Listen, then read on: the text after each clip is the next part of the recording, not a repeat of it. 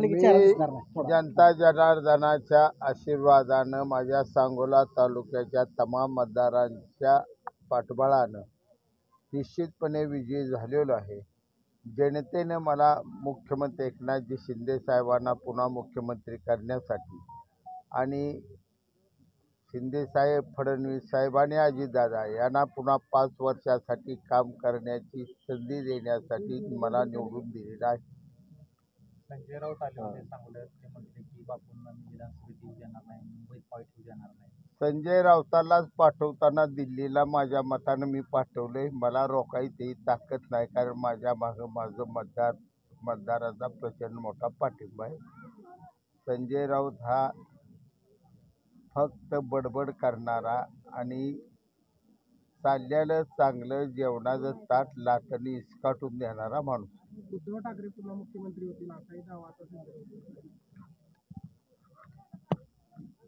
माझ्या माहितीनं उद्धव साहेब यापुढं मुख्यमंत्री होणार नाही. ते फक्त हिंदू हृदय सम्राट बाळासाहेब ठाकरेंच्या आयुष्यभर भूमिकेत राहतील. शिंदे शिवसेनेच्या किती जागा येतील? शिंदे शिवसेनेच्या तुमच्या पक्षाच्या किती जागा येतील 70 महाराष्ट्रात? पुन्हा मुख्यमंत्री शिंदे साहेब होतील? पुन्हा मुख्यमंत्री निश्चितपणानं शिंदे साहेबांनाच वरिष्ठ सगळे संधी देतील आणि आमदारांचं पाठबळ त्यांनाच मिळेल. फडणवीस साहेब, अजितदादा सुद्धा शिंदे साहेबांना समर्थन देतील. महाविकास आघाडीवाले म्हणते 180 पेक्षा जास्त जागा येणार आहेत त्यांच्या.